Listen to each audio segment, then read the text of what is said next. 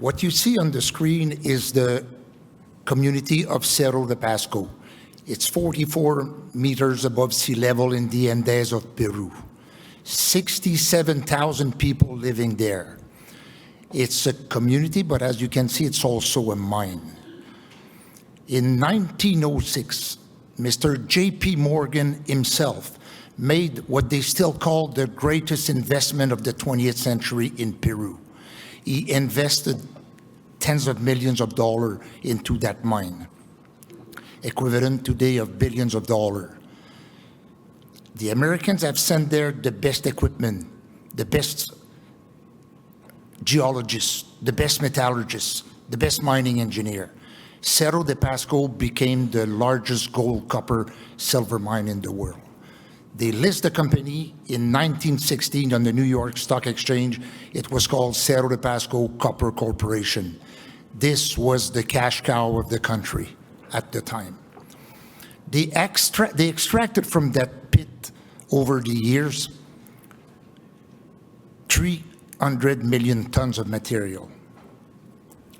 This is the forward-looking statement that the authorities suggest us to add to our presentation. I invite you to visit our website and read it. So I just mentioned to you they extracted 300 million tons out of that pit. Some of it was processed. This is what you see in white. Some of it was not processed. This is what's covered with the tarps there. So on the next slide, I'm going to show you a satellite picture. So what was covered with tarps is represented in green here, and what was in white, 75 million tons, was the tailings. So what we own, the shareholder of Cerro de Pasco, we own the mineral rights on the stockpile and the tailing. In fact, we own the mineral rights on the largest above-ground mineral resource on the planet. So there are two flotation facilities nearby, just west of the pit there. They belongs to Volcan.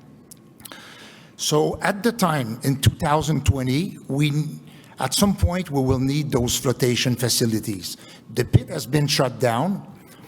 So in 2020, we offered to buy the whole thing.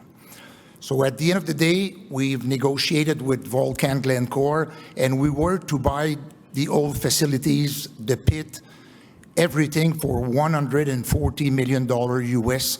That was going to be financed by Glencore Volcan through a silver stream. So in March 2020, after an intense due diligence, we were going to sign the transaction. What happened in March 2020? COVID. So no ore, no money, no money, no stream, no deal. We end up not making a deal. But I repeat, we did a 4-month intense due diligence where we sent 2 engineers and 2 geologists on site. And we took the monthly report from 1906, when Mr. J.P. Morgan made the investment, until 1992, when they stopped throwing material in that tailing. And we end up with that table there. On the first part of the table, you can see they have processed 75 million ton at 4% copper, 3.3% lead, 8.6% zinc, average 5 ounces silver, 3 gram gold. And they recover 60% of that. So that means what is left in that tailing is those 75 million tons at 1.6% copper, 1.3% lead, 2.2% zinc, an average of 2 ounces silver, and 1.2 gram gold.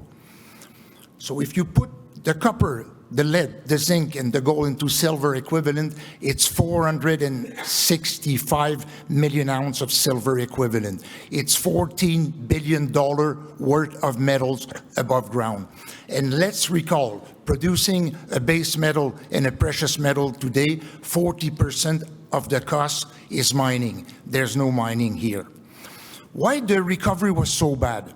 Okay, first of all, it was 1906 technologies. Regions were not appropriate. Grinding was not appropriate.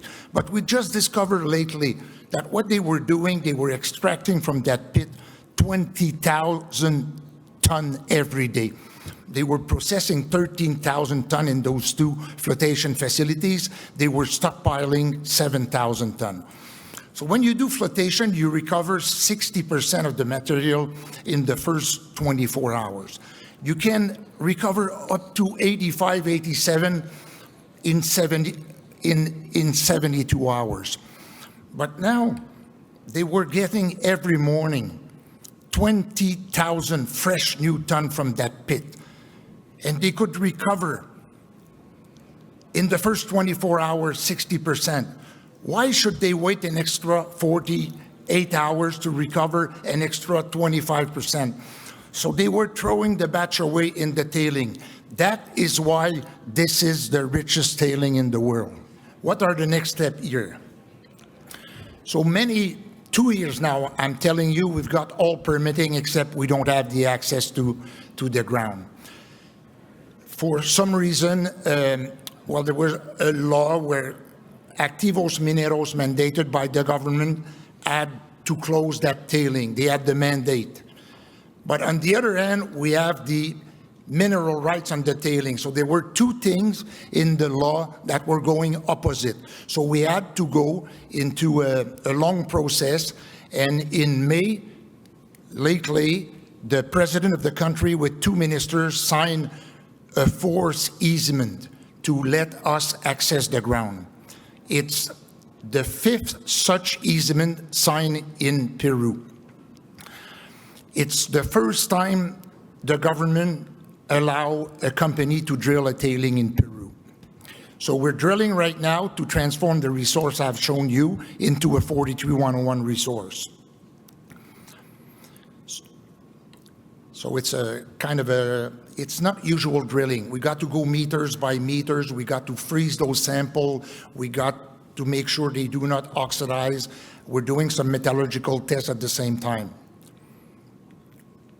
So let's do some economics here. So we estimate we've got an in-situ value per ton of $164 US per ton.